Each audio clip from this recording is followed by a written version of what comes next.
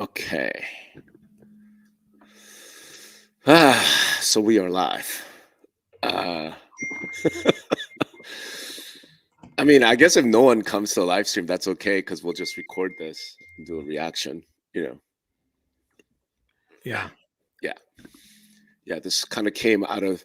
So welcome to Industry Relations, I guess, on Notorious Pod, because we couldn't figure out how to get a live stream going on Industry Relations channel. Obviously, we started a little early, so hopefully people start coming in. Do you see how many people are coming in here? No, I mean, I should. I mean, I don't know what I have to do. Like I said, I've not done, a whole lot. Right. I've not done live streams. Oh, there we go. We have one person. All right. And I think the way I have StreamYard set up, this is going to Facebook as well. So, hopefully we'll be able to. There we go. Hey, Tigo. Yeah, all right. So let's see. Mike Simonson said he might join it. Use this link instead. Yep.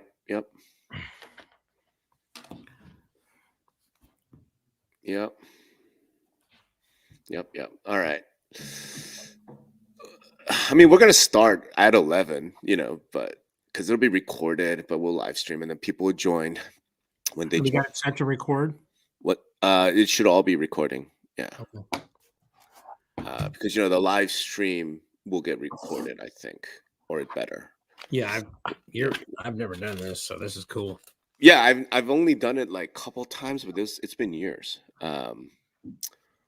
So we shall see. Yep. Let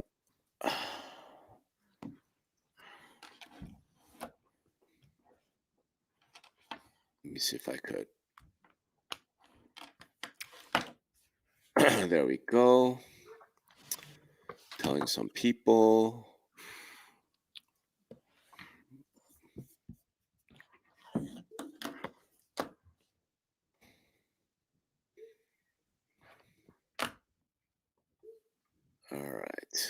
All right. So let's get started. It's 11 a.m. We said we would start the live stream. We don't really have like prepared anything. As you can tell, we're wearing hats. I'm unshaven. This was kind of I was actually in the middle of writing a post about the jury instructions because I thought it was interesting. And in the middle of it, it's like, the verdict is in. Like, oh, that's not good news. Actually, the first thing I heard was a source told me that the jury had come in like 2 hours into deliberation and was asking questions about damages. And I'm like, that is not good news because the jury instructions, damages is number 5. And you don't get there unless you answer 1 through 4, yes, for the plaintiffs. I was like, that's not good news. But with them asking, I thought, maybe they'll reduce it, etc. Nope. So everyone on this channel obviously already knows, like, the verdict is in. Sitzer v. NAR, $1.785 billion awarded, finding for the plaintiffs. Shout out to Jay, getting it. He got that. His tweet prediction was right on the 2 hours and the thing. And also shout out to Ed Zorn. He had said it'd be about $2 billion. Yep. And pretty damn close to that. So but hey, it isn't over, right? It ain't over until the fat lady sings. So there's still an appeals process. There's a no, let's get into some of that. All right. So first of all, though, as Mud Puddle Stompers just pointed out, and Inman's reported this, that literally minutes after he won, Catchmark filed another lawsuit against Compass, EXP, Redfin, Weichert, United Real Estate, Howard Hanna, and Douglas Elliman, along with NAR. I mean, it's the copycat lawsuits thing, that we've been talking about for a while. Well, it's not even a copycat. I mean, it's the cat. The same cat. Yeah. Same cat is going. And, like we talked about in a lot of our previous, fact of the matter is that all 4 MLSs, all the realtor associations, every brokerage in Missouri basically is a co-conspirator. So they could be brought in like pretty much any time, as far as I know. So let's deal with one thing real quick. Right? So I mean, I can file a lawsuit. Anybody can file a lawsuit. I mean, sure. But one thing real quick, because you had mentioned this, the damages are trebled automatically. Well, they're not. If they were automatic, then they would have posted that. I mean, for me, from my reading, it says the court may assign treble damages. No, so this is something that I went back and forth with, and I could share with you guys real quick. Why don't you first talk about what treble damages are? So basically, Sherman Antitrust Act basically says that any damages are automatically trebled, automatically triple. And that was something that, no, and here's the thing, most treble damages lawsuits, it's not automatic. Sherman Antitrust Act is very specific. The legislation itself says damages are going to be tripled. So I'm reading from the Department of Justice website. Private plaintiffs in antitrust cases can seek monetary damages, which by law are trebled automatically. So the jury awarded 1.8 billion, 1.785. Okay. So it's automatically tripled. It's not judges they don't get to, it's automatically tripled. So it's 5.35 billion, 6 billion or so. Roughly. I mean, so basically at this point, for all intents and purposes, NAR and Keller Williams are insolvent for all intents and purposes. Now, they could settle, like Ed Zorn pointed this out, like you could settle after, right? And be like, let's be realistic. We don't have this kind of money. We can't pay you. Let's settle this. I mean, I'm sure that conversation is happening right now, right? I'm just pointing out that if the judgment is you would think that if the plaintiffs were so ready to file a lawsuit this quickly, right? I mean, that's some preparation. I mean, NAR and the other defendants have got to come up with should have had their own contingency plans, maybe beyond like we're going to they've already got the appeal process started, or they got 30 days according to Ed, right? Sure. Let's talk about that. The issue is going to be damages in this case now, like I said, is going to be almost 6 billion. Right. In fact, hold on. Let me calculate this. The joy of live streams. 1.785 billion not convinced. Maybe there's a lawyer that can tell me this, but I mean, I can't believe. Yeah. Okay. So damages out of Sitzer will be $5.35 billion. Okay. Because automatic tripling, right? We haven't even dealt with injunctions. The judge now gets to do an injunction, like say, okay, and then we don't know what that's going to be yet. So there will be more to talk about in the future. Damages are $5.35 billion. Now the issue is, I don't think NAR can appeal this now. Well, of course they can appeal it. Why? Why not? Because in order to appeal in federal court, I've written about this, you need to post a bond. You need to post what's called a supersedeas appellate bond. And that bond has to cover the full amount of damages, plus interest, plus fees. Well, okay, but we went over this on the podcast with Ed Zorn, right? And he said the challenge there is that the judge has to come up with an amount that'll satisfy the plaintiff to okay, this hurts, but not enough where it's going to put the defendant in bankruptcy, right? So that's going to be it's the first time I've heard of bonding hearing like that. So I suppose that'll be next. I'm just saying, but normally in order to do an appeal, you have to post the full amount of damages, because the whole idea is while this appeal is going on, right, that the defendants, could end up losing a bunch of money and they're not in a position, and the plaintiffs don't get to, they're not protected. Do you know what I'm saying?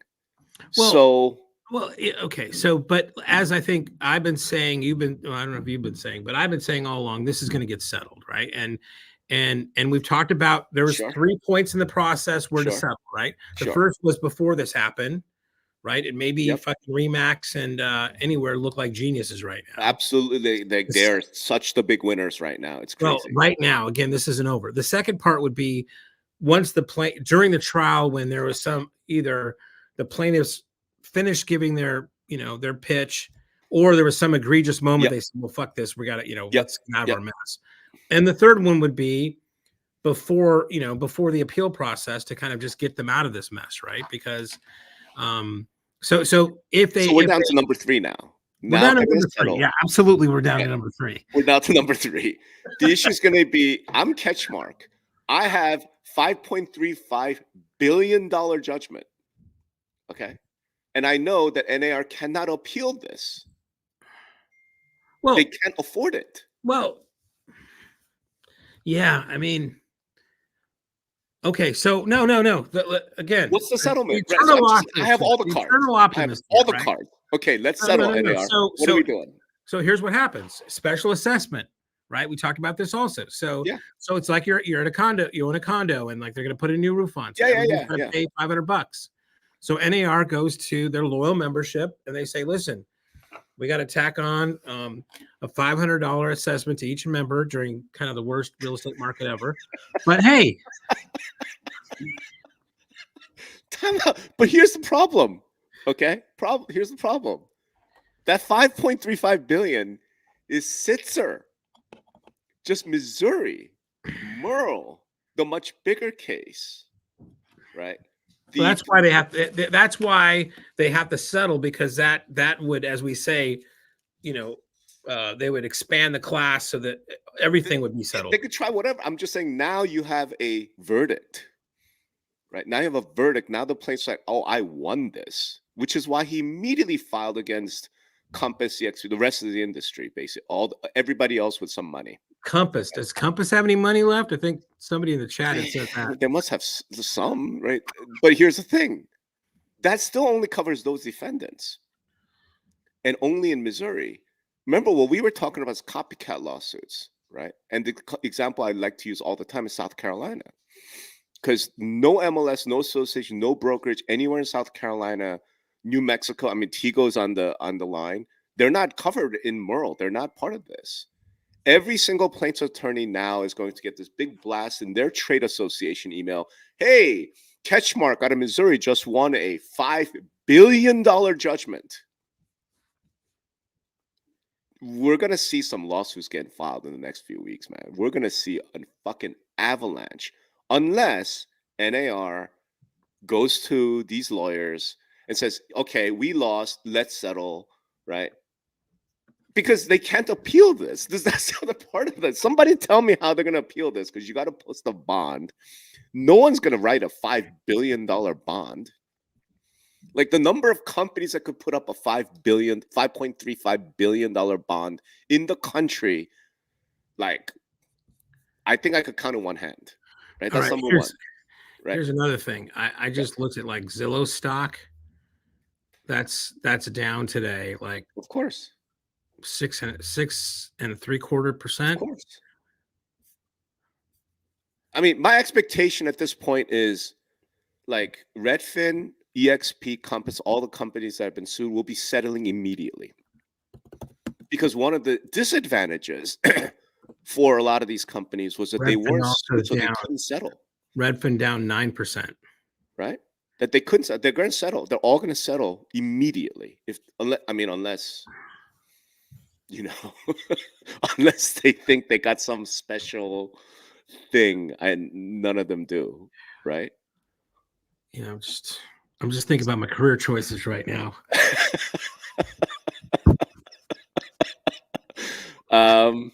Let's look at some of the comments and questions in the live stream. Let's see. Sitzer lawyers file. Yeah, they're.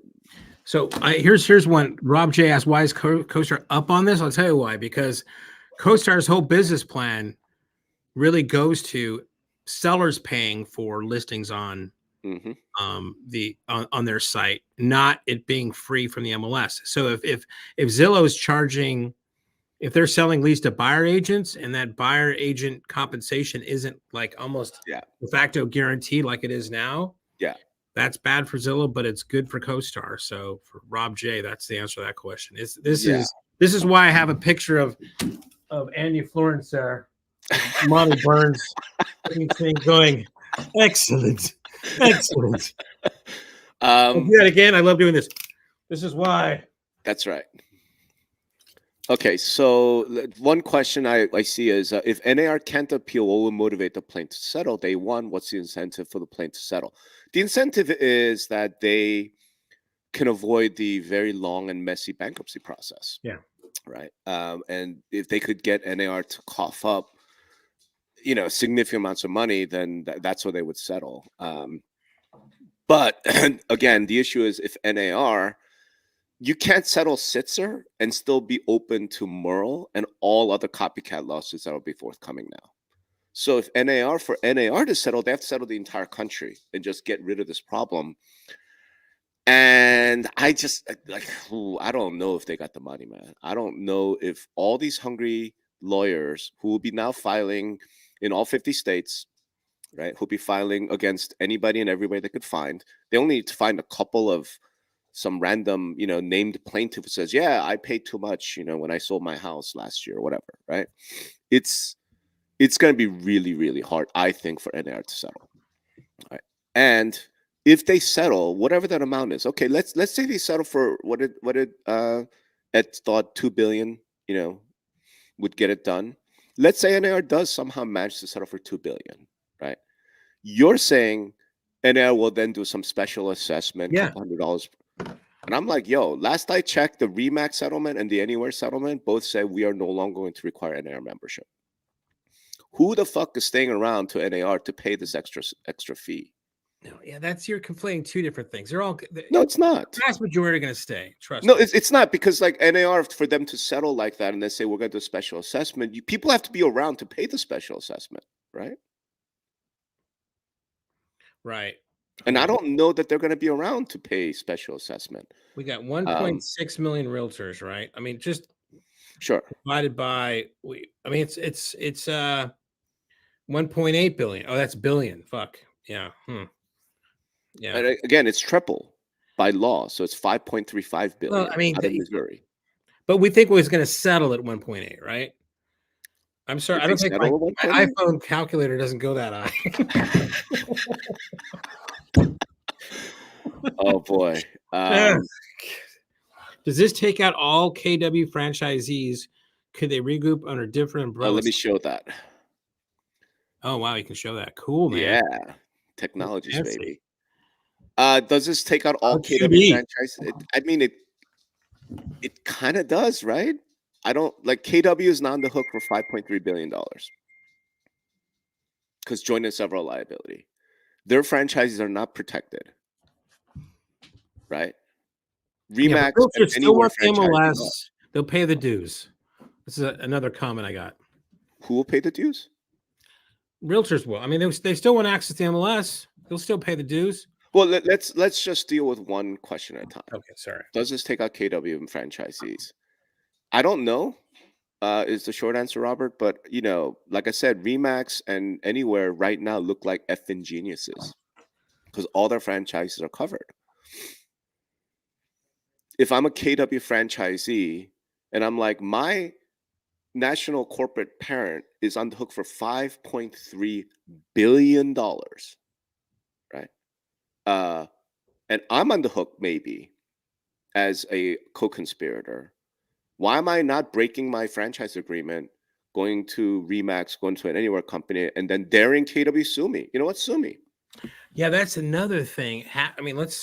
Is this a boon? Not because of the NAR stuff, not because of the dues thing, but is this a boon for other franchisors basically for Remax and Anywhere? Do agents start looking at them because they're covered? I don't know if agents aren't affected by this, but it's something I thought about in my last post about this. I'm like, okay, the issue is going to be the agent's going to get a phone call from the local Remax franchise, right? Saying, hey, your broker's about to be out of business. Why don't you come join me? And I know this is going to happen, right? I mean, we're talking recruiting and retention. Like that's all right. Yeah, there's some really great comments here. So this is advantage to paying the assessment is you're included in a settlement and free from future lawsuits. You know what? I think if NAR could do a national settlement, that is true. The issue is, could NAR do a national settlement? Right. Again, the amount of damages it's mind blowing. I mean, it's 5 billion from one state. In one state, that's not even that expensive. I mean, just imagine what this amount is in New York. Imagine what the amount would be in California. Right. It's one state. So I'm going, okay, now that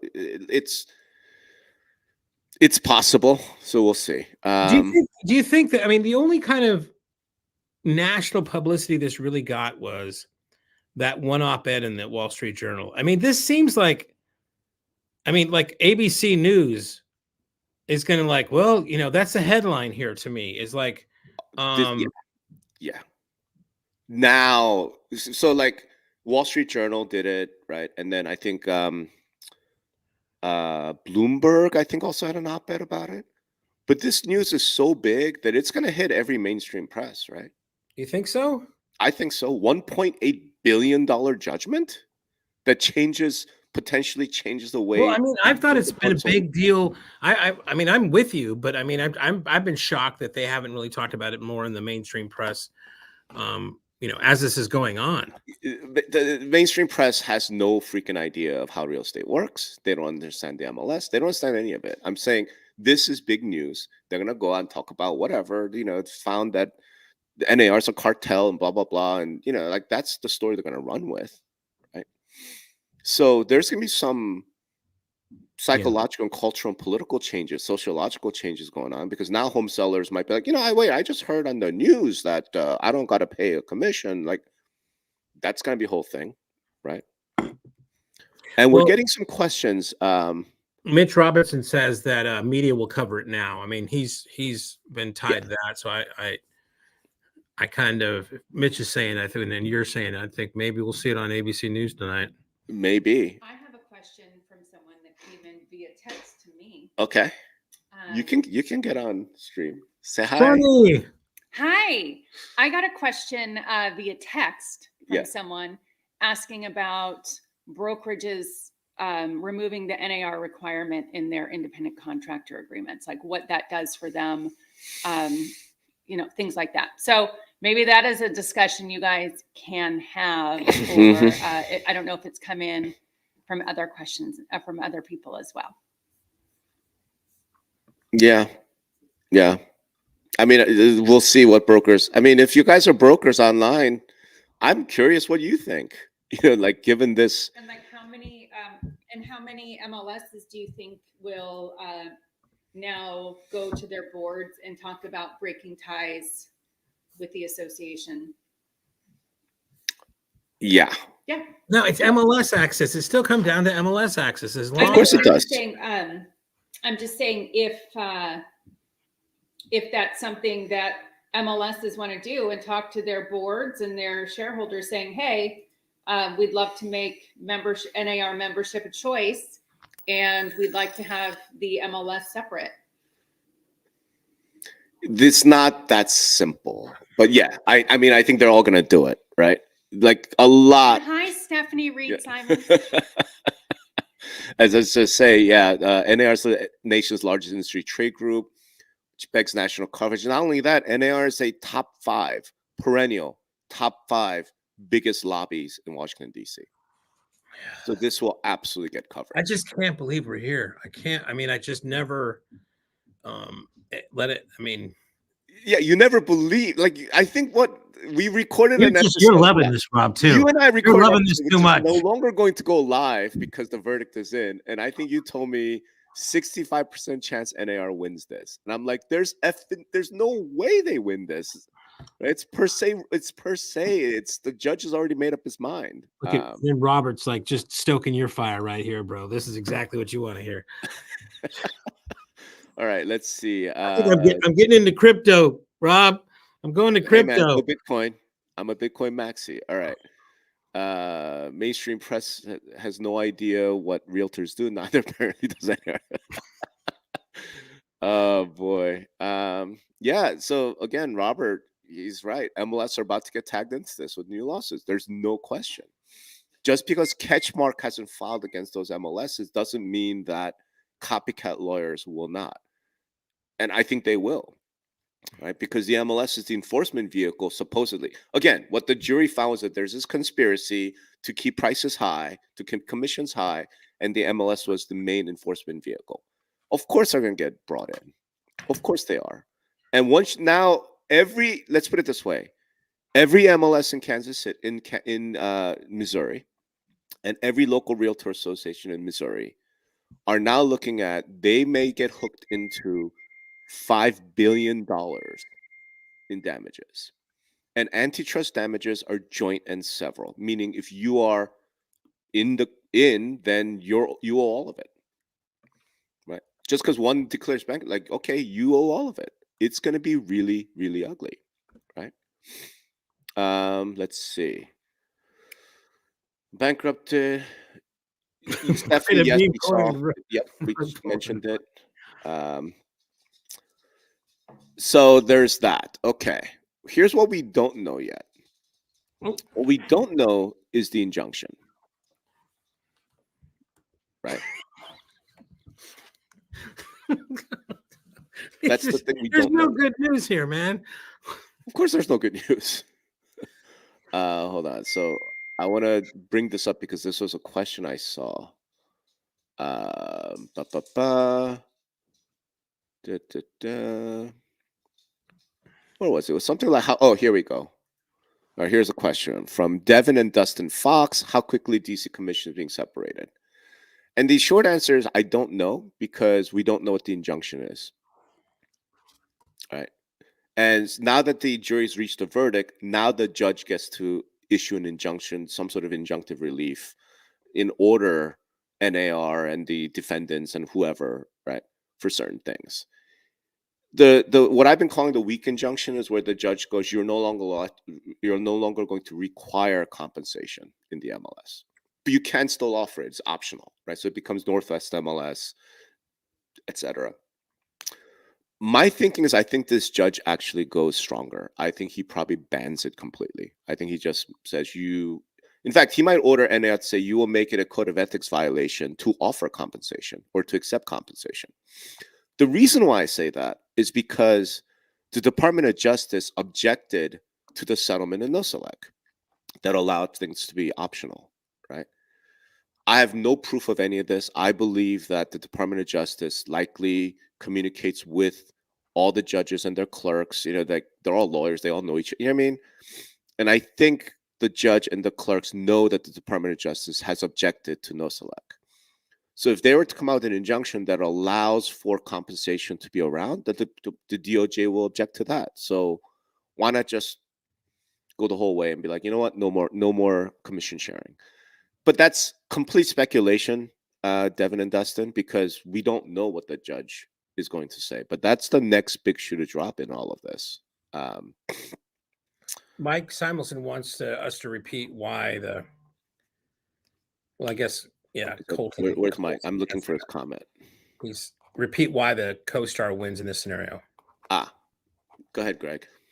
Well, I mean, a lot of Zillow's revenue is predicated upon selling to buyer leads, right? Because there's always this.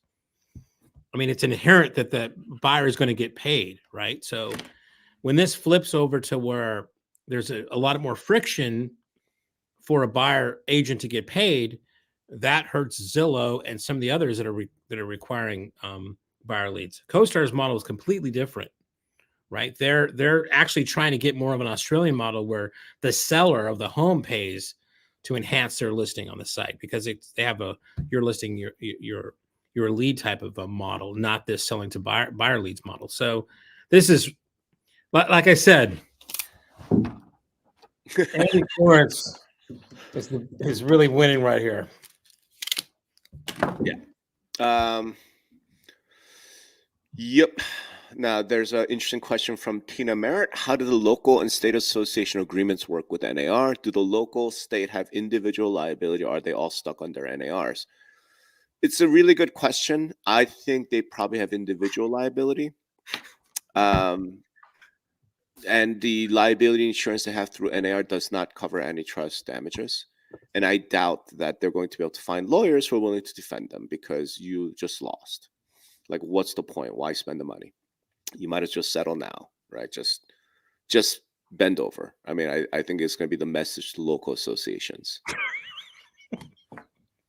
Right? Because if I'm the insurance company, why do I want to waste money paying lawyers that I know are going to lose? Right? Like, we already lost once. You know what I Okay, mean? so let's turn this around. All right. Sure. Okay, so let's go full optimistic, right? Sure.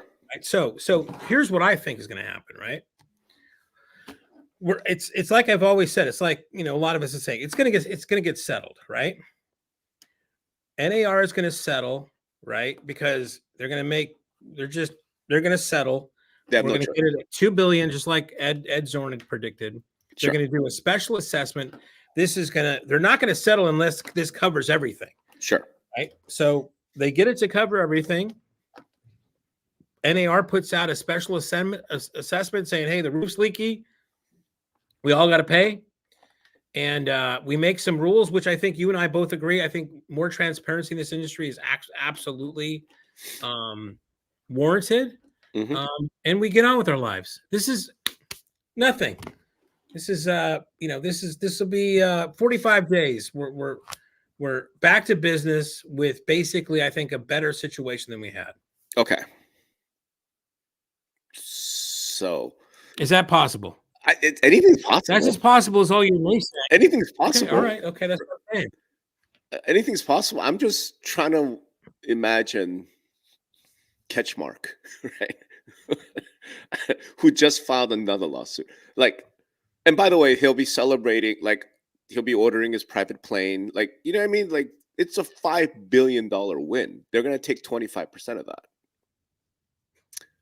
They're going to then say, hey, we're going to settle with NAR for the entire country. So including the Merle lawyers, including the no-select lawyers, for $2 billion. So they'll take home, let's say, 25% of that. So 500 million between the three. Maybe. Now, if I'm the homeowner, here's the issue, right?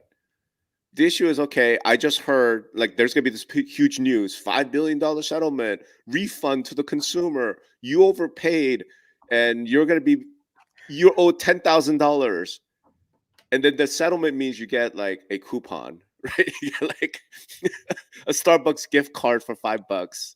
Lawyers take home 500 million. Like, Have you or your friends used talcum powder anytime in the last 6 months? What's that? Have you or your friends used talcum powder in the last 6 months? Please call this number now. Right. I'm not saying it won't happen. I'm saying, like, a lot has to line up, I suppose. Right. And ultimately it comes down to the lawyers being willing to say, sure, we'll take 2 billion. And when the judgment is 5 billion, I mean, I don't know. Like, are they willing to take that? Yeah. Right? Yeah. So think about this, man. I've spent the last year, maybe 2 years, traveling around the country doing this in person, just talking about, hey, brokers, y'all need to prepare. Like, y'all are out there just worrying about how will your buyer agents get paid after this.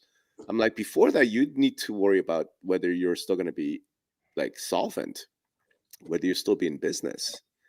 Because every single broker in the state of Missouri is on the hook for $5.35 billion. Just because you haven't been sued yet, you're a co-conspirator, right? You've been named that way. So, now that the case is out, and it's shocking to me. It was just last year we went to the Las Vegas Realtors event, and we asked, like, how many people here are following this? Nobody. And like 10% of the room raised their hand. So I guess now everyone's going to wake up and be like, holy fuck, what the hell? Right. So I guess we'll see that, right? Bring up Stephanie's quote or question. All right. So let's read it. Stephanie asks, so you're thinking settlement, not appeal, and see if the Supremes sing an NAR song. So, Steph, I think you probably missed this. It was very, very early on when we talked about it. The issue is damages are going to be $5.3 billion. Let's call it 5.5. Okay. For NAR to appeal this case, they have to post a bond. That's just federal appellate procedure, appellate law. You have to post a bond that covers the entire amount of damages. You know? Well, it's not, yeah, but I mean, they're going to try to make it doesn't matter. You're right. It doesn't fucking Right? matter. And I'm sorry, NAR and KW and Home Services do not have $5.5 billion to post that bond. So they can't appeal. Right? I don't think they can appeal. Now, Well, Ed Zorn, that goes for Stephanie. That not only goes for NAR, but I mean, you think Compass? Do you think? I mean, a lot of these guys that nobody has this kind of money to, I mean, it's not an appeal, but I mean, even to fight this, right? I mean, yeah, and no one's and like C2 you just mentioned, and we talked about it, right? Like the plaintiff, the Catchmark, literally filed like within 5 minutes. Like he's in the court anyway. He's just like filed it, right? We're gonna sue Compass, EXP, Redfin, Weicker, United Real Estate, Howard Hanna, Douglas Elliman, right? Every single one of those companies, in my opinion, will be settling. And I think they've been waiting for them to get sued so that they can settle. Otherwise, what are you doing? Right? What are you doing? Like right now, like honestly, the executive of the year has to be like Ryan Schneider and Nick Bailey. yeah, I mean, good Lord. I mean, you're absolutely right. Jesus. Right. I mean, it's just going to be insane. And we haven't even talked about that, So I do want to address this because this is something that I think a lot of people think about. It's like, okay, well, you have to post a bond, but it's kind of like a bail bond, right? So you post 10%, so for 550 million. Chico's bail bonds, of course. It's similar like that. Unfortunately, appellate bonds are not like bail bonds. Most appellate bonds require 100% collateral. Most of them. It's very rare that they won't have 100% collateral because the issue is that the bond company is on the hook if the appeal fails. And nobody's getting on the hook for $5 billion. So they're going to be like, the collateral, what that means is, okay, you don't have to spend the money, right? You just have to give us collateral, worth the full amount. And that's, I did a bunch of research on this. Maybe I'm wrong. Maybe there's a lawyer who could talk about this. But I don't think anyone's going to offer NAR and KW and Home Services a bond for the appeal without them posting 100% collateral. And last I checked, NAR only had about $1 billion in total assets. Total assets. That includes a real estate, includes like all kinds of shit, which is not going to get, credit the same as cash. I don't know if KW has that kind of money. Home Services might because of Warren Buffett, but I'm not sure that Warren is going to be like, yeah, sure, let me write a check for $5 billion. Like I just don't know if he's willing to do that, right? So I actually think appeal is going to be real difficult, right? And we've talked about it actually, Greg. I said, look, I know NAR is like out there saying this will be years, no matter what happens, we're going to appeal it. And I always just like, yeah, I get it, but can you afford the bond? And now that we have damages, it's $5 billion. I don't see you affording the bond. Yeah, I mean, it is really that bond. I mean, because typically it would be the thing would be appeal, but yeah, that's a lot of goddamn money. Yeah. All right. So Michael Simonson, assuming settlements by everyone else, is there a scenario where Greg's Rosy interpretation plays out? Yes. There's always a light. There's always a light. Of course, there's always a possibility. Right? There's always a possibility. I'm like I said, to me, it's just all about how little are the lawyers willing to take. How much do you think now the people settle in the Merle suit? I mean, so the question, Sonny just says, how fast do we think people settle the Merle suit? Who knows? Do you think there's any appetite from the Merle plaintiffs? But the Merle, aren't they? Sorry, Sonny, but aren't they waiting to see how this plays out, and it's not played out all the way, right? There's still another. There's the appeal process. Well, we got 30 days, right, for them to kind of file something, and at that point, there could be a settlement talks. Could be, and I'm assuming they're doing settlement talks right now, right? Could be. It's always darkest right before it goes completely dark. Oh, Christian, Oh, look, I just got a look from the Wall Street Journal. Speaking of like mainstream media about this. Yeah. So I let me go back to Michael's question. I mean, there is a scenario, I guess, where Greg's interpretation plays out. But like I said, it all depends on whether the three main lawyers at this point, because copycat lawsuits have not yet been filed. So right now you just have to deal with the lawyers in Sitzer, in Merle, and in Noselek. They've all agreed when it comes to Remax and Anywhere. Like all three of them said, sure, we'll settle with those two guys. Right. The big question is going to be the Merle lawyers, in my opinion, because they've already come out and said the damages from Merle, their own expert estimated at $13.5 billion. Yeah, but I mean, if let's say this is successful with Sitzer, right? I mean, what's fucking left? What carcass are you picking? Right. There's no insurance. There's no anything there. So I mean, it's got to be. Yeah. And the thing is, like, I remember a while back, I just did like a back of the envelope math kind of thing. Like, what's the entire residential real estate industry, institutions, companies, so MLSs, associations, brokerages, franchises, right? What are all of them worth? And I came with a number of 40 billion because it's actually not that much. Most of the money, most of the wealth is in the hands of real estate agents, not in the hands of brokers, franchises, MLSs, right? And the agents have not been sued in any way. So if the total value of all real estate companies is 40 billion, like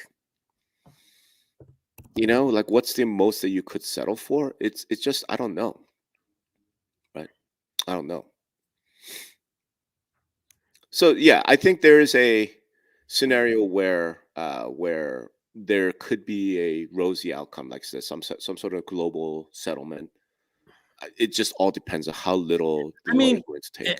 And I go back to what I was saying before. It's like, I mean, first of all, we're going after, the average realtor is a 59-year-old woman, right? And this is the cause of such consternation that the government and everybody else have to go after this group of commission only freaking people, right? That's just its own self. The goddamn real estate markets, with affordability and interest rates are through the wazoo. And now you throw this, which is basically throwing gasoline on a fire. Somebody's got to step. I mean, what else can happen here? Right? I mean, this is pandemonium here. Somebody's got to step in. But you tell me, who do you see stepping in? Mitch McConnell, I think.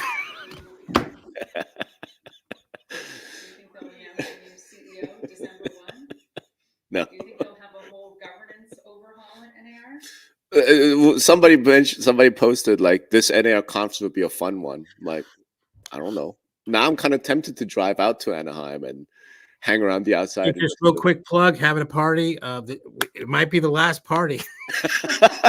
Monday the 13th, my place. Go to benderla.com for details. There's a lot of laughter because it's gallows humor. Like you kind of have to laugh, I think. Otherwise, yeah.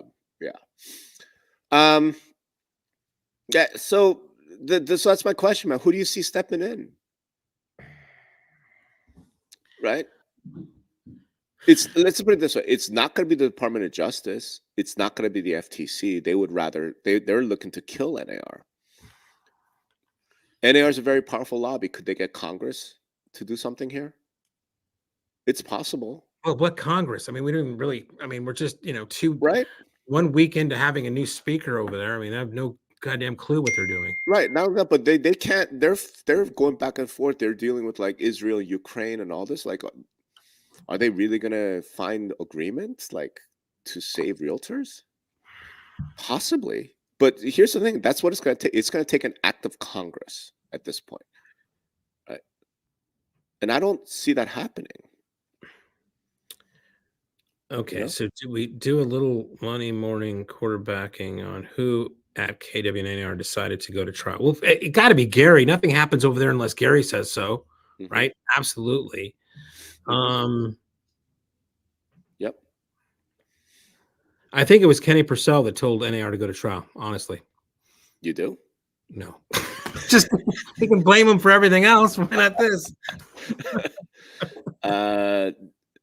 Yeah, Tina Merritt, how do you think the DOJ FTC will respond, if at all? Look, I've already kind of posted on this. I think the DOJ and FTC are waiting to see what the injunction is from the judge. If Judge Boo comes out with a weak injunction, I think they'll respond. If it comes out with a really strong one, I think they just go along with it. Right? Let's see. Yeah, so Richard Gibbon. In the end, it's all about value proposition for everyone. Broker on the street, for the local AOR, for the MLS, for NAR. Everyone that provide value in the market will pay for it. I'm completely agreed, right? Because one of the things I have been saying for a few years now is there's a scenario where ultimately this ends up being better for everybody. Ultimately, like we got to get through the storm, right? And there might be bankruptcies, there might be also restructuring, et cetera. But ultimately, I see a scenario where it's possible that like more experienced, better agents make more money.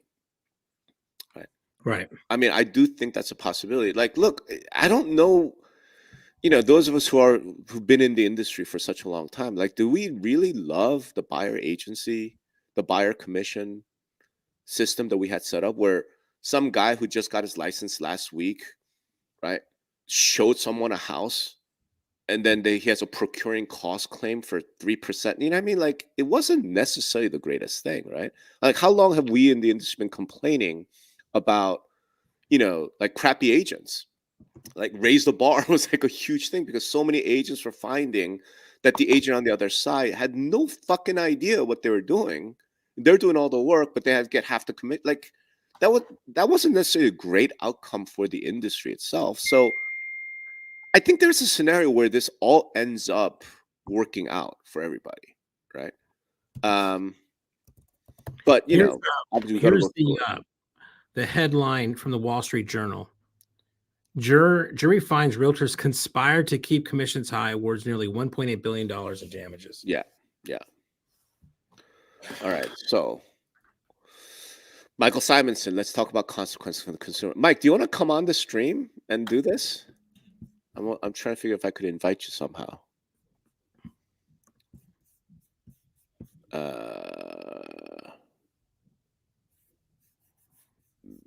don't know how to do it. Oh, hold on. Invite. Okay. Michael. No, I don't want to. Still down 5.6%. What does this do? I don't. What does star do? All right, hold on, Mike. I mean, the timing of this, everything else is just completely ridiculous. While I'm doing this, you want to start by opining on consequence for the consumer? Yeah, I mean, I don't think there's anything major that's going to happen right away, except that if this does get Main Street press, there's 1.6 million realtors out there. Everybody kind of knows either, 1 degree or 2 degrees separation of somebody that's in real estate. So they're going to ask their friends that are in real estate, see what's going to happen. They might even go, "Where's my money?" and kind of look into it a little bit deeper. But it's going to cause, what you were saying before, Rob, when, we did a Vegas thing together and you've been talking about this a lot. Well, I think now realtors are going to know what's going on. Yeah. If this hits ABC News and CNN and all that shit, they're probably going to go, "What's this all about?" And they're going to be, I think we're going to see an awakening in the industry that we've been waiting for a year and a half now, or 2 years. Right. So hopefully that'll be a positive thing. But as far as consumers, it'll probably, maybe make an agent's job. So this might cause a consumer to go to an agent like, "So what's this about commissions high?" Right. So that's going to cause Mhm. agent to kind of have he or she's shit together to be able to answer these kind of objections that they might be getting more of, right? Yeah. Yeah, I'm curious. Hopefully, Mike can join us, and then my take on impact for consumers. I'm going to hold off on that a little bit until I see what the injunction is. Right? If it's a weak injunction, if it's a compensation is still allowed, it's just not required, then I think it's going to be really bad for consumers. Actually, I think what will end up happening is a shit ton of steering. I think it's going to be all kinds of private networks, all kinds of cool kids clubs. Um, I think it'll be really, really bad.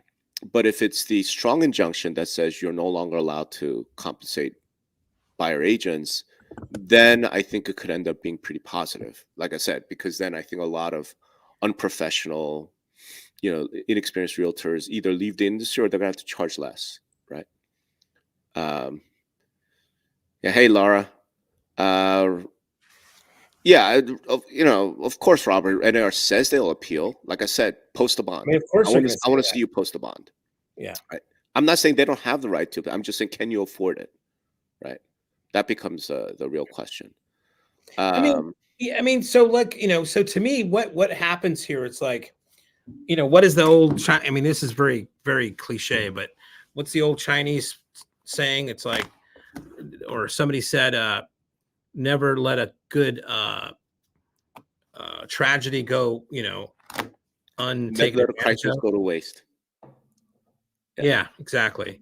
I mean, so this could upend. I mean, if you want to start a new MLS or a new real estate association, and a competition, right, to NAR and the current structures of MLSs out there. I mean, this cracks that wide open, because now you have Yeah. these kind of black swan moments like, no, Yeah. here we are, motherfuckers. This is what we were talking about, Yeah. right? Maybe my decenter property exchange is going to have a banner fucking couple Yeah. months because this is the point I've been making. Like, hey, I can protect that compensation through auction model, but that's like this live stream is not about that necessarily, right? It's just Michael's is trying to figure out how to join. I think you just have to click it, but maybe not. I don't know. All right, let's see. I mean, I think Ryan says consequent consumer real estate representation might have just gotten more expensive, not less. Cost versus value will end up hurting the consumer in the long run. I don't see that though. Depends on sort of how the injunction is structured. And like I said, my belief is that the injunction will be structured strong. I think it will be you're no longer allowed to compensate. It's basically buyers pay your own agents, sellers pay your own agents. Because the Department of Justice has already intervened in the no select settlement, which allowed for optional, right? So if it's that, then Okay, sellers are going to here's a pay the question. Like, 2.5%. okay, so the other thing I'm thinking of is like, I don't agree with you, like, that because the franchisors don't require their people to join NAR anymore, Right. or keep with NAR. If we go back to what I could see maybe having more of an effect would be a assessment. I think if the assessment is like a $500 or more, that would cause, I think, a lot of agents to really go, is this? I think that more than like the fact that you can leave or not leave, right? Might be a material impact, but I don't think the other things Of course it will. Look, really I mean, matter. I'll tell you one, man. I just found out, for example, like a week ago, that HAR does not require realtor membership. Right? Surprised me, because HAR used to be Houston Association of Realtors. They're like, no, you can have MLS only membership. It's the same cost. Okay, if I'm a Remax, if I'm a anywhere, why in the world, like, right? Now, if you are a realtor junkie, you love NAR and great, join all you want, right? Everybody else would be like, I'm just going to join the MLS. Do you know what I mean? Okay, that's a competitive advantage for those guys. When Compass, EXP, Redfin, all these guys said, well, Redfin's already said they want to be out of NAR. When all these guys say, yeah, we're out too, right? Like the MLSs that are requiring realtor membership, they're going to have some issues. The problem is for them to unravel that, there are some issues, Yeah. right? Like you look at the bylaws and you look at some of those things, it becomes a real thing. There was a good question, Jeff Corbett. What does it take to still allow buyer commission to be rolled into mortgage? Imagine this has to happen. Protect lower income consumers' ability to retain revenue. I We mean, already all talked true. about that. The short answer, what has to happen is new regulation, right? FHFA. I think it's no, it's what is it? Federal Housing Finance Administration. So I think it is FHFA. They would have to change the rules to allow for something like this. They haven't yet, right? Will they? Seems likely, possibly, but it hasn't happened yet. Yeah, that's the only thing I'll say about that. Scariest Halloween ever. I know it is Halloween, isn't scary. Yeah, I agree with that. Let's see. Yeah, Florida also has a choice: realtor membership or MLS only. Yeah, so I imagine we're going to see realtor membership drop precipitously, right? MLS membership is not going to change, but realtor membership will. But like I said, it's really, really difficult for some of the MLS to do that because the way they're structured. Like as an example, I know there are bylaw provisions I've seen where it says if the local association no longer owns the MLS, then all the assets, or the local association is decertified, all of the assets of that association, including the MLS, belong to the state association. Like a lot of MLS lawyers can be real busy the next few weeks, is all I can say about that. But you got to believe that they've game played this out, right? There's some whiteboard at NAR, the attorneys for NAR, or let's leave the corporate defendants out of this, but okay, if it goes this way, we're going to do this. Just like the plaintiffs do. If it goes our way, we're going to immediately file more. I mean, they should have settled. Jesus Christ, they should have just settled. I mean, dude, you were saying last week they're going to win. So of course you don't settle. After they didn't settle, I mean, I was thinking, okay, well, if they're not going to settle, which I've been saying they should settle, then maybe they got something there that I don't know, right? Maybe photographs or something. Video. Let's see. There's still a lot of questions if they acquire. All right. So this is an interesting question. Joseph asks, if they require the compensation to be decoupled, do you think this will lead to more dual agency than ever before? In my opinion, that's terrible for the consumer. And what do you think? Yeah, I mean, I think that's always a concern. I mean, especially with these models of like it's,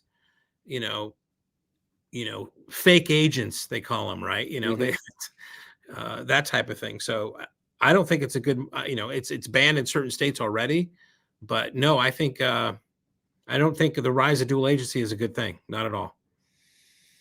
And I think whereas I don't think the compensation will lead to more dual agency because dual agency is a matter of state license law, right? And some states allow for individual dual agency. Oh, there's Mike. Here we go. There he is. Let me finish this thought. So I don't know that it necessarily leads to more dual agency if they allow it. But if it's completely banned, what I do see happening, quite frankly, are buyer agents going on an hourly basis. That's really what I see happening, So, all right, Mike, welcome. You figured out how to join the stream. Give us your take. What's the consequence for consumers from this? Hello? There we go. There we are. There we are. Okay. I saw you texted me the link. I didn't know it was a text. Hey guys, so thanks for doing this. What's the consequence for consumers? Yeah, so here's what I'm thinking about, right? Like unintended consequences for consumers. We talked about like, okay, so we save 3% on a buyer's commission, but what if there's what if it becomes really hard to get a buyer's agent now? Right? What happens to the to the consumer, like, or does it with people with let's say CoStar wins and consolidates the listing experience like Australia, right? One private company owns the listings on the internet for the US. like, or like, what if it splinters the other direction and suddenly there isn't a, single source to go. You can't just go to your agent Sure. and say, hey, what's for sale? Like Sure. one of the complaints right now is like, I paid my agent 3%, but I found the house. But of course, you can find the house because our system works so well that they're all available, right?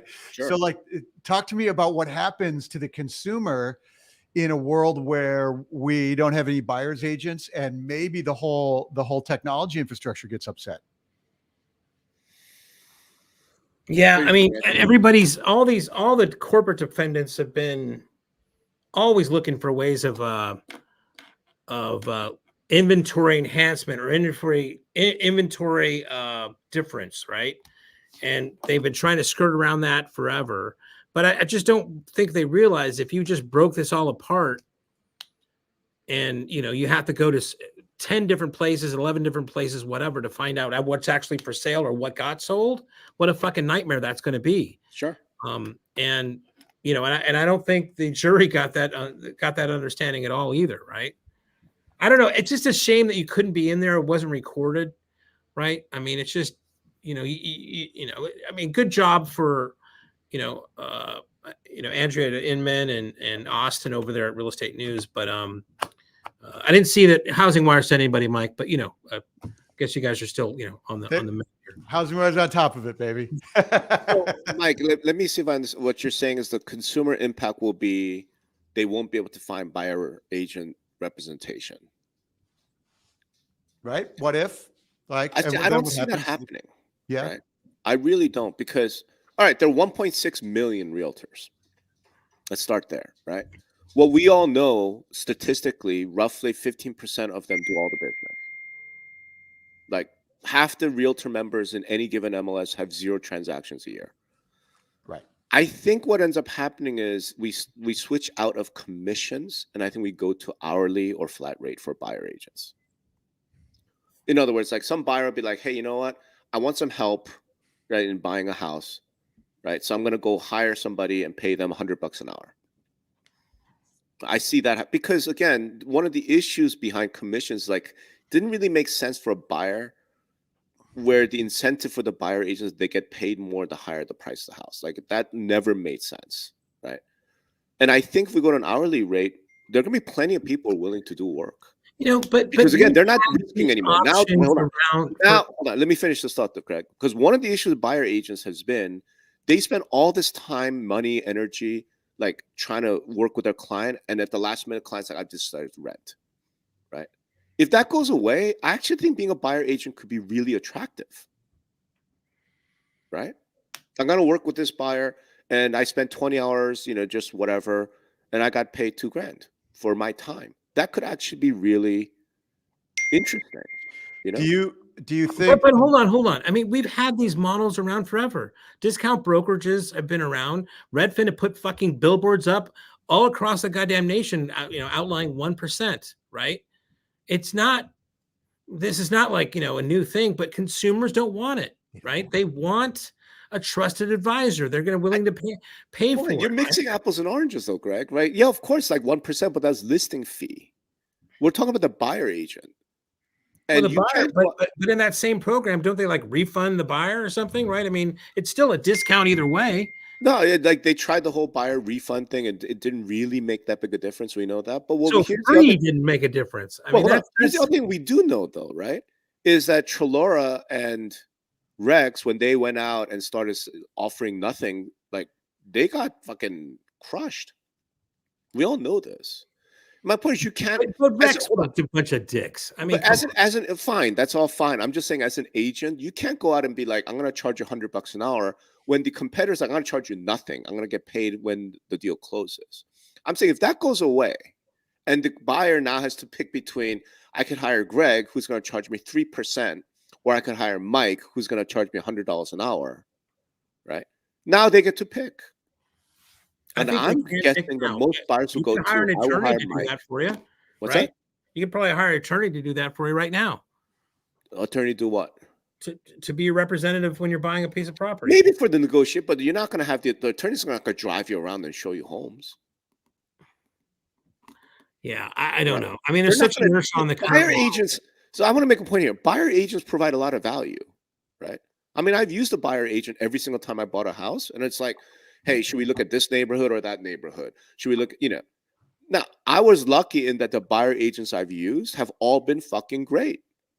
They were real professionals who knew their shit. I had buyer agents who really knew, hey, this builder, like the builder of this home did a really shitty job back, whatever, in the 70s when they built this thing, versus this other builder did a great job, buy this house instead. Like I'm not going to get that from an attorney, right? Buyer agents provide enormous value.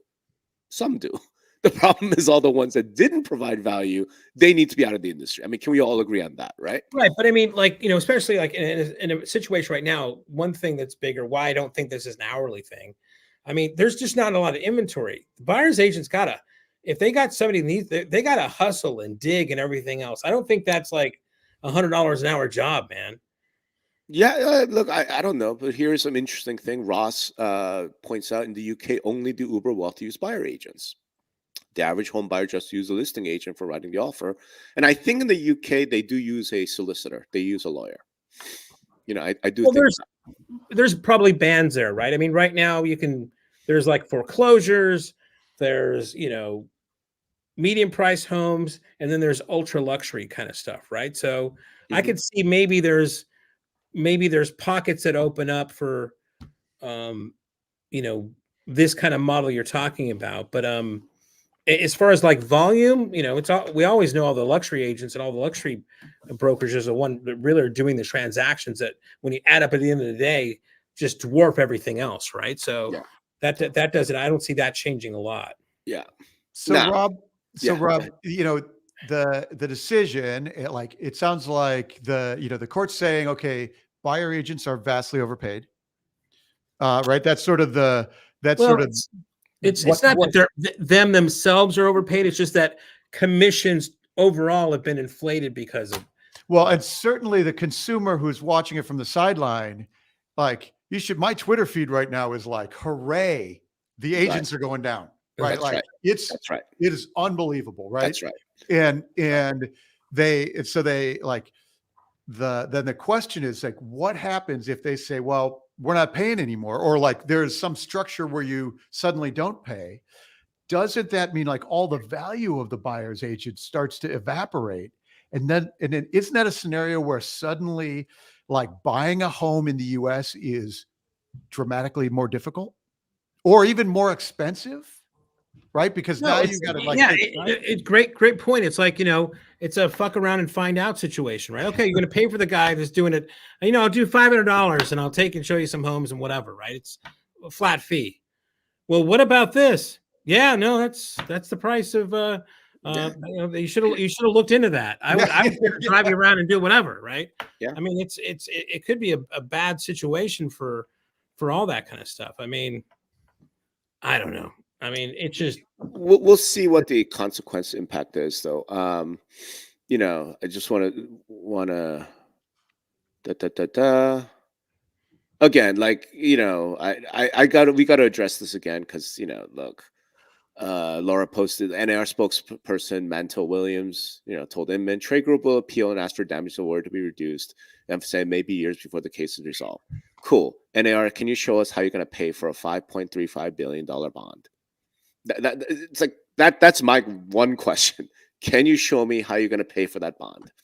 And then we'll take you seriously. Otherwise, it's just a lot of talk. We talked about that. Here's the scenario. BlackRock invests $6 billion into the National Association of Realtors.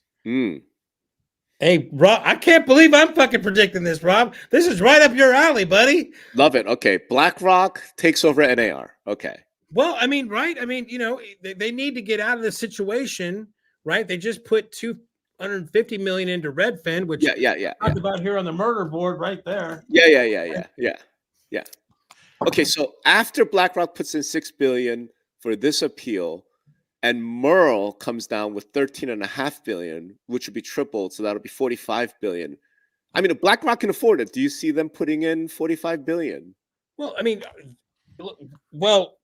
Hell, I don't know. It's private equity. They got more money than God, it seems like, right? But I mean, like, look, you play this out. I mean, they want to. Again, I'm trying to go Rob Hahn here on you. They want to buy. They want to buy all these homes, a big swath of homes. Somehow they get NAR. They own part of NAR, and then regular realtors become their minions to accomplish the goal of I'm just pointing out that 50 billion buys a lot of homes without having to buy NAR. Right. So I do want to, this is really interesting. Listing agent able to convince sellers to pay 6% commission. Can't they now convince sellers to credit a buyer for their agent's compensation, whatever it may be? Yes, I do think that that's possible. But now it's different because the buyer has to write a check to the buyer agent. Can I just also point out a fact here? We've got Inman News, we've got Housing Wire, we've got Real Estate News, all here on one thing here. I mean, we're bringing people. We're a couple of random random podcasters. So thank you all, Real Media. By the way, once again, shout out to Inman and to Real Estate News and Housing Wire for doing actual reporting from the court. It's awesome. Yeah. All right. So many questions. So another question on the cost side for the buyer, right? So as a home buyer, now I am faced with suddenly writing a check to even start searching for a home, right? To potentially, right? I could be faced with more costs to buy a home. Potentially. And so if what does that mean to demand in an unaffordable market? Oh no, it's just it's like I said, the timing is just the worst. Yeah. I mean, what the government should do is immediately, through that agency is saying, Dominus Ominous, you can now finance for, your buyer's commission, right? I mean, that should happen right away. Just to kind of ease things a little bit, because say that again. Say that again, Greg. I mean, what the government should do is immediately say, waive or put into place. And I forget, Rob had mentioned the actual agency that says buyers are now able to finance commissions in the mortgage. Roll that cost into the mortgage. Roll that in there. Just wave the magic hand. Yeah. Right now you can't do that. You can't do that. You can't roll that financing in. But could you imagine a scenario before that happens where suddenly I'm a first-time home buyer. I've scraped together 10 grand for a down payment, and it's going to cost me $5 to even shop for a house. But here's the thing, Mike. Let's say in that home buyer, right? Why not just go say, I'm going to go unrepresented? Which is likely what's going to happen, right? Well, hold on. You always do that. Which is likely going to happen. See how he does that? No, really. If that's not likely going to happen. You're not going to have people. You're going to walk in the biggest purchase of their life. I have $10,000. I only have 10 grand, Greg. Right? I'm doing a 3% down payment. That's all I've got. Right? You're telling me that I'm going to say, you know what? Because I can't afford to pay an agent, I'm not going to buy a house. No, I'm just going to go direct to the agent. Like, listen, what's it going to be? Right?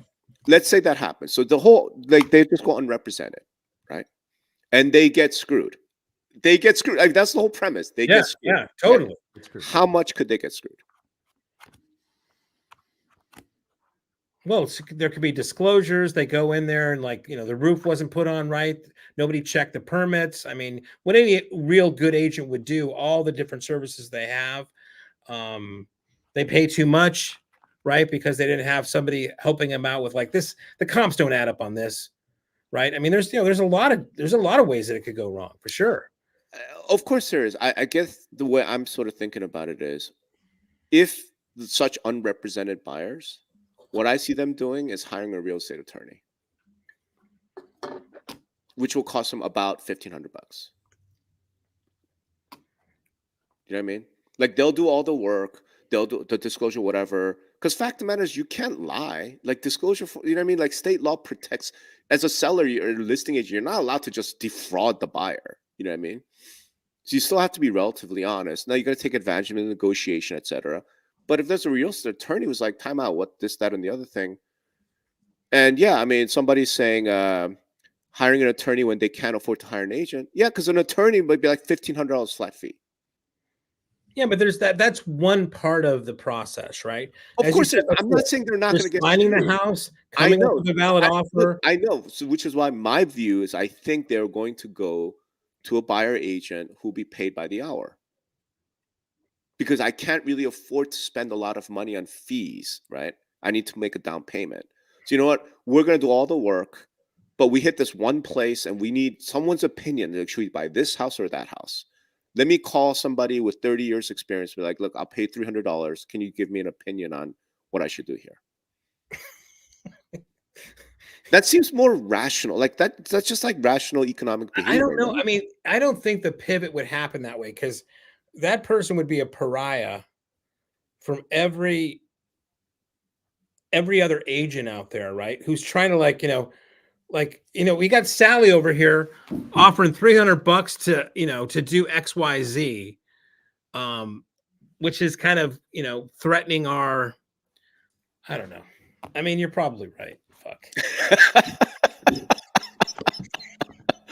Let's see. Hold on. If sellers agree to pay buyers commission to attract buyers, they will do other things to attract buyers, right? I mean, yes, Stephanie. What I'm saying is like, look, this is entirely speculative because we don't know what the injunction is, right? And it's really critical. The next part of this, okay, we know the monetary damages. What will Judge Boo issue as an injunction? I think there's a scenario where Judge Boo issue a very strong injunction, right? And I wrote about this when I talked about affirmative injunctions.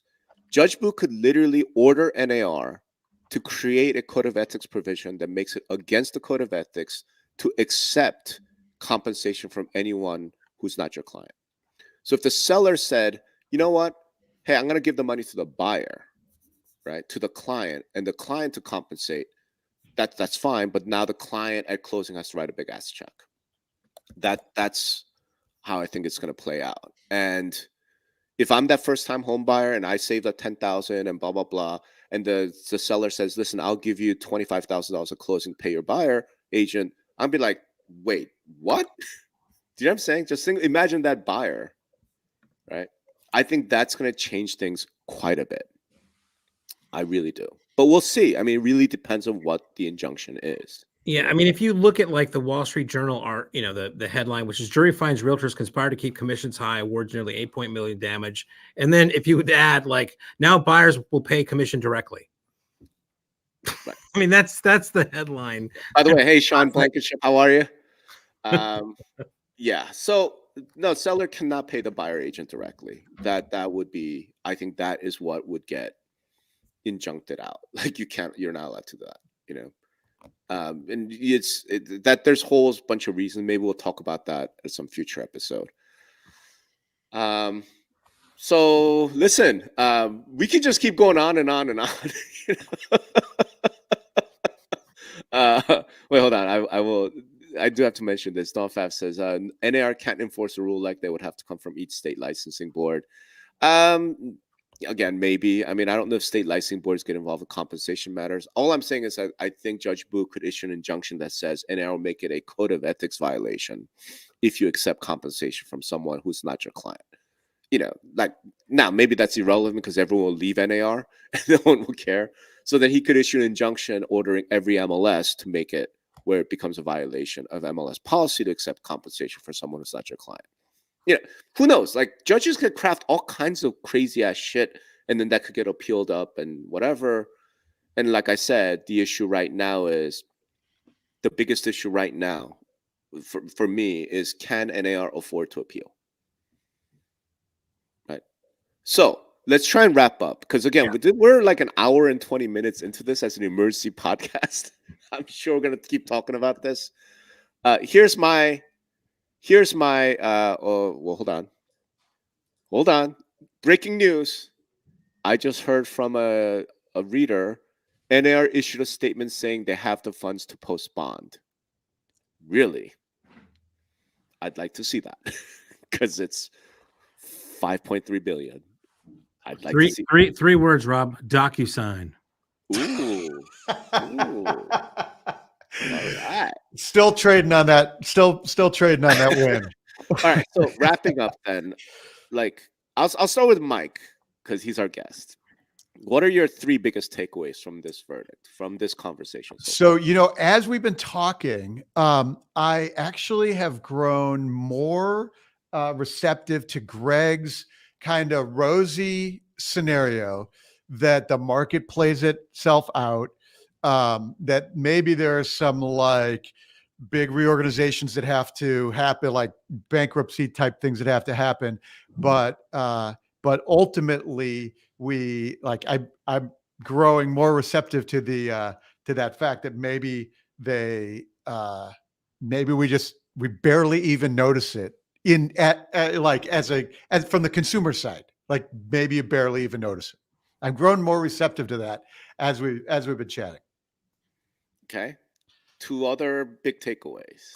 I thought it was really interesting to watch all the public real estate companies dip today and CoStar to rise on the news. Yep. CoStar is more of a commercial real estate play, but they're working hard in residential. And so absolutely, yeah. it'd be fascinating to see if one lawsuit against the industry in general puts one private company in the driver's seat. Would be a wild outcome. It would be crazy. Yep. And then I also think I've been thinking a lot about the independent brokers, the small and independent I think brokers. we lost Mike. Are those the ones that really are the ones that take the brunt of the impact here? Yeah. All right. Greg, your top 3 takeaways. Top 3 takeaways. Well, let's just go to the murder board here. All right. So, absolutely, you're right there, Mike. The CoStar, the Death Star, has made a direct hit to Zillow with the news of this right here. So Andy Florence he's pretty happy right now of this kind of news here. The 6%. I don't know. I think it's off the murder board.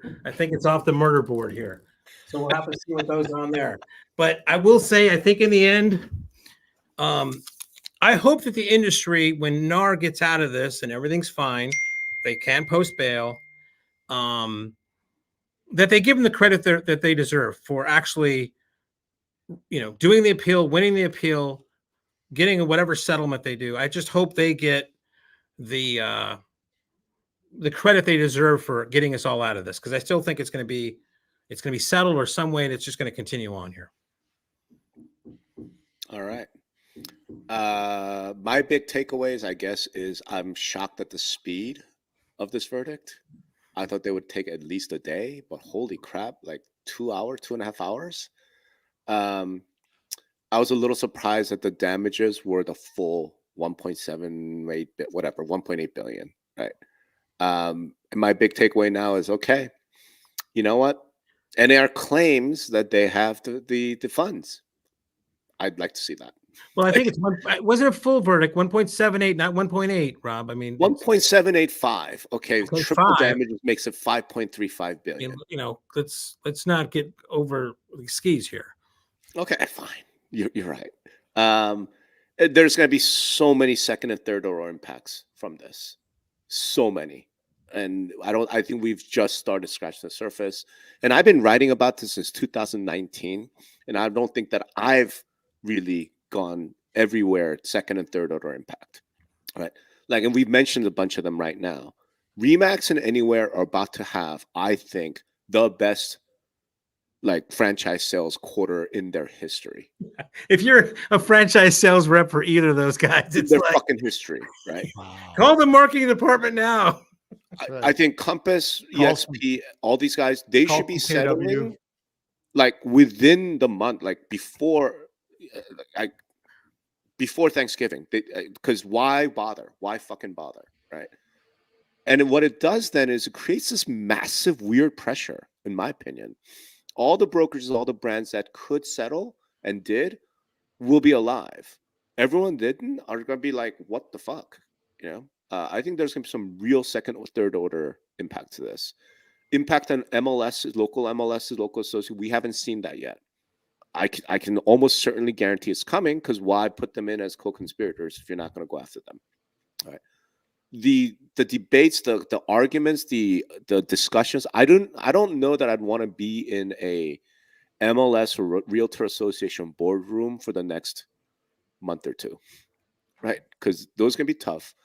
I think the NAR conference is going to be probably the most significant NAR national convention we've seen, maybe in a few decades, right? Maybe in a few decades. Again, I can't imagine what that's going to be like. The MLS policy committee meeting at NAR, I can't even imagine what that's going to be like, right? Because think about the things that they're going to have to deal with. Well, when you So, add on, I mean, on that, when you add on what's been going on at NAR anyway, this is not good news at all, right? This No. is adding fuel to the fire of all that shit. Yeah. Yeah. And I think finger pointing is going to start like almost instantly. Right. So again, there's second and third or fourth order impacts that we haven't even considered, but there's a lot. But look, we can say this. We've been waiting for this date since 2019, and at least we now have a verdict. Right. Maybe NR can afford the appeals bond. Maybe they appeal it. Maybe they win on appeal. We do have a verdict. So my fourth big takeaway is every single brokerage, every single franchise, every single realtor, every single realtor association, MLS, y'all need to think about copycat lawsuits. Because I can almost guarantee that every plaintiff's law firm of any size is firing up their printer right now to see if they could get a piece of this action. This is such a big, giant award. They're going to do this. So I would say call your lawyer, call your insurance company, call your advisors, call your consultants, call your accountants. You got to get ready. So let's wrap there, because we could keep going for hours and hours, but obviously more news is coming as we speak. All right. Guys, thanks for inviting me on. Yeah. Really appreciate you doing it. Thanks everybody for joining us for this last minute emergency thing. And Greg, you clearly need to take a high resolution photo of the murder board and put it out there for people to see. It's amazing. All right. I'll put it on Vendor Alley right now. All right, guys. All right. Thanks everybody. Thanks, everybody. Bye.